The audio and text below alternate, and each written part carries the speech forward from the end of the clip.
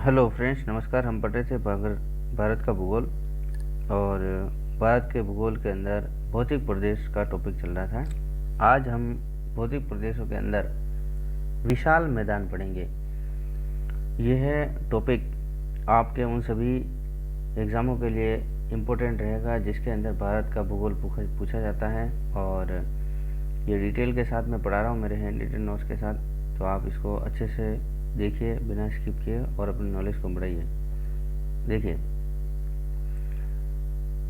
विशाल मैदान से रिलेटेड ये है भारत के कुल क्षेत्रफल का लगभग 7.5 लाख किलोमीटर स्क्वायर के अंदर ये अपना स्थान रखता है। मैंने इससे पहले उत्तर पर्वतीय प्रदेश पढ़ा था, वो लगभग 5 लाख वर्ग किलोमीटर के अंदर फैला हुआ है।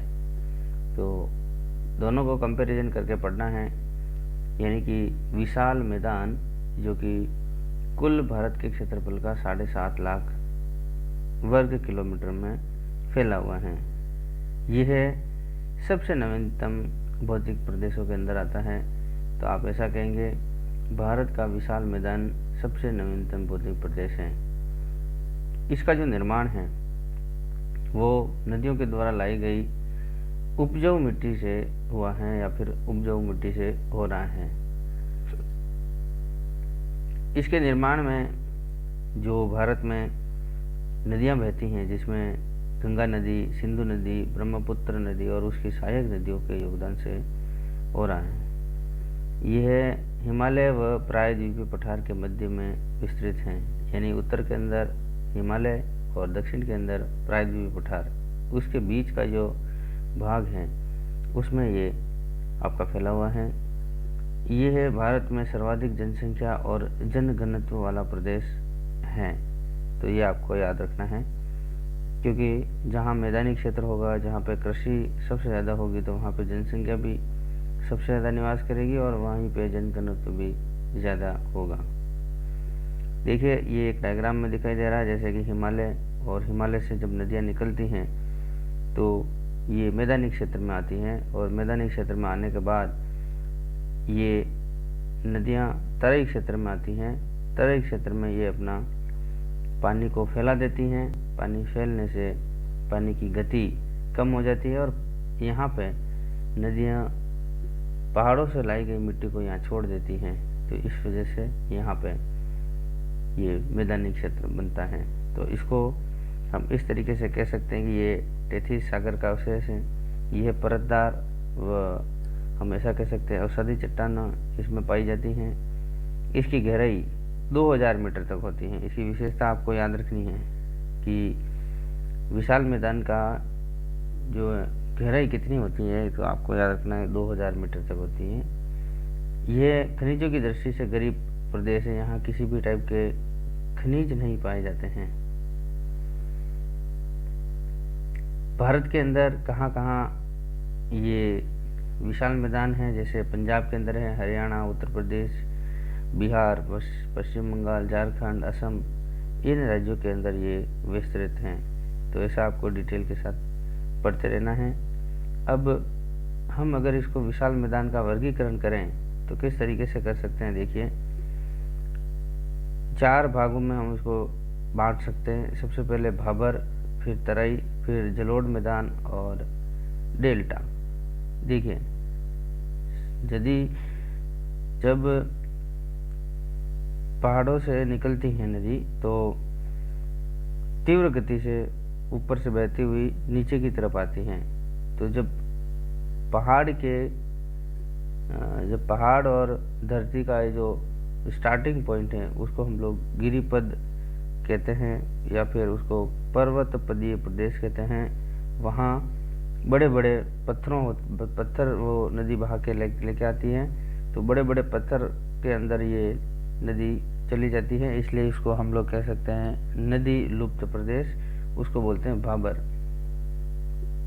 फिर नदी कुछ टाइम बाद बाहर मतलब दिखाई देती है उसका नदी का पानी, तो वो तराई क्षेत्र कहलाता है। और तराई क्षेत्र में ये नदी फैल जाती है। फैलने से उसकी जो पानी की गति है वो कम हो जाती है। तो यहाँ पर नदी अपने साथ बहा गई मिट्टी को यहाँ पे छोड़ देती है और फिर आगे बहती हुई समुद्र में गिरने से पहले एक डेल्टा का निर्माण करती हैं समुद्र या सागर के अंदर। तो ये इस तरीके से आपको विशाल मैदान का वर्गीकरण आपको पता होना चाहिए।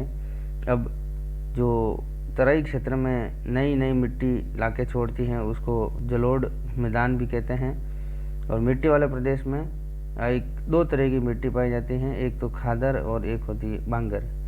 खादर से रिलेटेड और बांगर से रिलेटेड आपको डिटेल में पढ़ना है। खादर का मतलब नवीनतम मिट्टी और बांगर का मतलब पुरानी मिट्टी। तो ये आपको इस तरीके से याद रखना है। अब हम इन सारे पॉइंट्स को डिटेल के साथ पढ़ लेते हैं। देखिए, सबसे पहले आपको बाबर पढ़ना है। देखिए, बाबर क्या चीज़ है?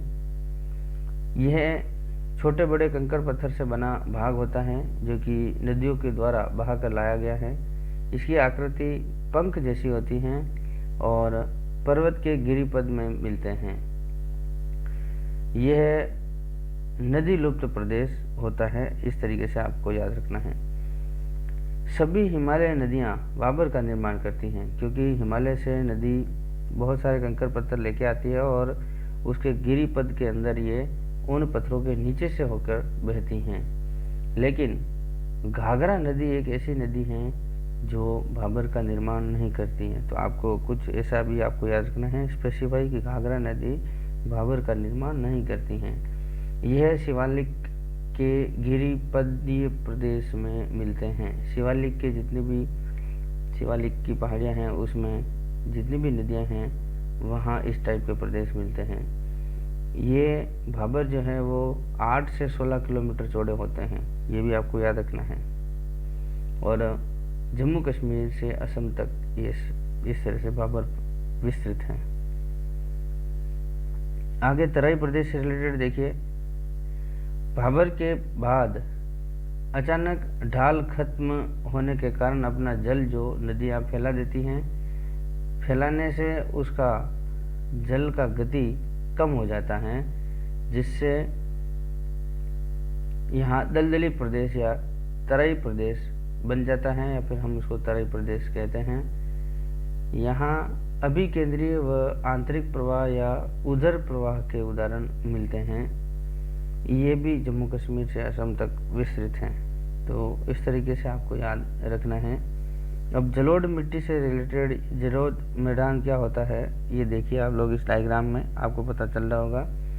यह नदियों द्वारा निर्मित उपजाऊ प्रदेश है जहाँ नदियाँ मिट्टी का जमाव करती हैं, क्योंकि जब नदियाँ यहाँ पे तराई क्षेत्र में फैल जाती है तो उसकी गति कम होने की वजह से जो भी मिट्टी उसके द्वारा बहा गई लाई होती है तो वो यहाँ पे आके जमाव करती हैं। तो इस तरीके से देखिए डायग्राम में पर्वत है, पर्वत पर जब भी बारिश होती है तो पानी नीचे आता है तो नदी के रूप में आता है। फिर यहाँ खादर और बांगर, इस तरीके से यहाँ पे जो बांगर है वो नदी से दूर वाला क्षेत्र कहलाता है, दोनों साइड के अंदर नदी के, और नदी के जस्ट पास वाला क्षेत्र खादर कहलाता है।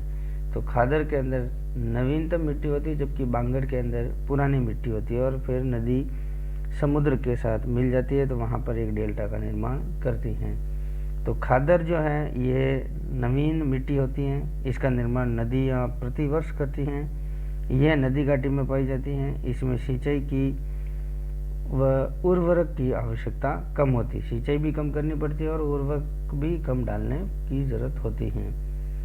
यह अधिक उपजाऊ प्रदेश है क्योंकि नवीनतम मिट्टी होती है, तो इस वजह से उसके साथ बहुत सारे नदी की इस उपजाऊपनता के लिए अगर किसी कृषि के लिए जो भी कंटेंट चाहिए होते हैं वो सब उसके साथ आते रहते हैं, तो इसलिए ये अधिक उपजाऊ होती हैं। अब देखिए बांगर, बांगर जो होती है वो पुरानी मिट्टी होती है। इसका निर्माण प्लीस्टोसीन काल में नदियों के द्वारा किया गया है। यह नदी घाटियों से दूर पाई जाती हैं, ऐसा आपको याद रखना है। इसमें सिंचाई व उर्वरक की आवश्यकता होती है, ऐसा आपको याद रखना है। ये कम उपजाऊ मिट्टी होती है क्योंकि ये पुरानी मिट्टी होती है, इसलिए उसमें जितने भी उपजाऊ उत्पन्नता के जो तत्व चाहिए होते हैं वो सब खत्म हो चुके होते हैं। इस वजह से उसके अंदर सिंचाई की भी ज़रूरत होती है और उर्वरक रोप की भी ज़रूरत होती है। लवणीय या क्षारीय मिट्टी या कम उपजाऊ मिट्टी होने के कारण इसको रेह कल्लर या ऊसर भूमि कहते हैं, या फिर ये इसी तरह से कहलाई जाती हैं। बांगड़, ये ऊपरी अपर्दन से यदि उपजाऊ मिट्टी की परत हट जाए व कंकड़ पत्थर बाहर निकल जाए तो इस प्रकार की अनुपजाऊ मिट्टी भूड़ कहलाती है। क्या कहलाती है? भूड़। भूड़ मिट्टी अगर आपसे पूछा जाए तो आपका इसके तरीके से आंसर देना है। अब हम देखते हैं जैसे डेल्टा क्या कहलाता है और डेल्टा कहाँ पे है। देखिए, नदियों द्वारा अपने मुहाने प्रदेश में अत्यधिक महीन कणों वाली मिट्टी, जिसको हम लोग ऐसा कह सकते हैं चीका मिट्टी या पंख का जमाव कर दिया जाता है, इससे निर्मित प्रदेश डेल्टा कहलाते हैं। इतिहास के जनक थे एक हेरोडोटस, उसने ये डेल्टा शब्द का मतलब डेल्टा शब्द दिया था और सबसे पहले नील नदी को देखकर डेल्टा शब्द का मतलब इन्होंने डेल्टा शब्द दिया था हेरोडोटस ने।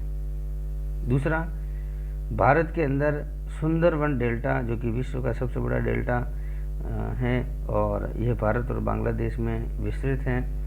सुंदरवन डेल्टा, इसका जो निर्माण है वो गंगा, ब्रह्मपुत्र और मेघना नदियों के द्वारा लाई गई मिट्टियों से होता है। दूसरा, आपको नोट में याद रखना है, मिसौरी व मिसिसिपी जो दो नदियां हैं उनसे जो बनने वाला डेल्टा है उसका नाम एग्जाम में पूछा जाता है पक्षी पंजाकार। दूसरा, नील नदी जो डेल्टा बनाती है उसको बोलते हैं चापाकार। तो ये भी आपको क्वेश्चन याद रखना है। अब हम विशाल मैदान का प्रादेशिक वर्गीकरण देखते हैं। देखिए, इससे क्वेश्चन बनता है, आपको याद रखना है। ये 4 भाग हैं प्रादेशिक वर्गीकरण में। तो सबसे पहले पंजाब का मैदान, राजस्थान में मैदान, गंगा का मैदान और ब्रह्मपुत्र का मैदान। ये नदियों के हिसाब से ही हमने इसका वर्गीकरण किया है। पंजाब मैदान के अंदर यह सिंधु नदी व उसकी सहायक नदियों से निर्मित होता है।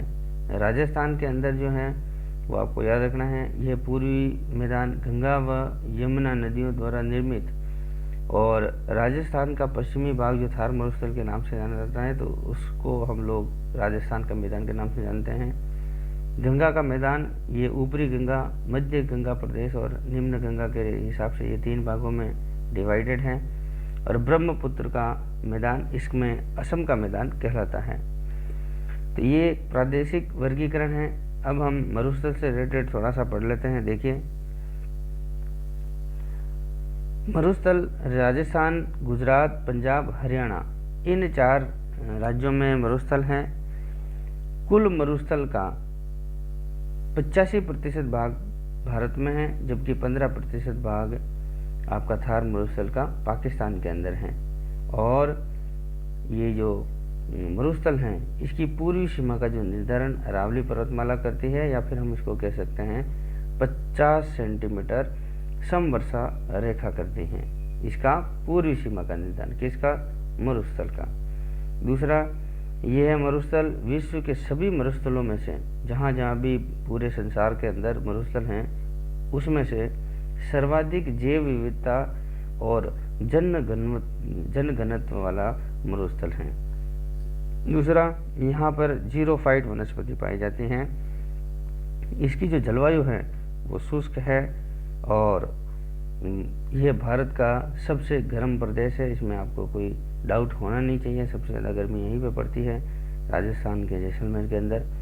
दूसरा, मरुस्थल का जो प्रवेश द्वार है वो जोधपुर कहलाता है। तो आपको थोड़ा सा बेसिक जानकारी आपको याद रखनी है मरुस्थल से संबंधित। बाकी मैंने आपको राजस्थान का ज्योग्राफी पढ़ाया था, राजस्थान का भूगोल, उसके अंदर पूरा डिटेल के साथ पढ़ा रखा है। अगर आपने वो वीडियो की सीरीज नहीं देखी है तो एक बार देखिए और अपने नॉलेज को बढ़ाइए। तो इस तरीके से आज हमने विशाल मैदान से संबंधित एक छोटा सा टॉपिक लिया था। ये है मेरा हैंड रिटन नोट्स का प्रयास। कैसा लगा इसकी प्रतिक्रिया मुझे देवें लाइक और कमेंट के साथ। अन्य तक पहुंचाने के लिए शेयर कीजिए। चैनल पर अगर आप नए हैं तो इसको सब्सक्राइब कीजिए, जिससे कि आने वाले वीडियो आप तक पहुंचते रहें। ये वीडियो देखने के लिए बहुत बहुत धन्यवाद। मिलते हैं नए टॉपिक के साथ, तब तक के लिए नमस्कार।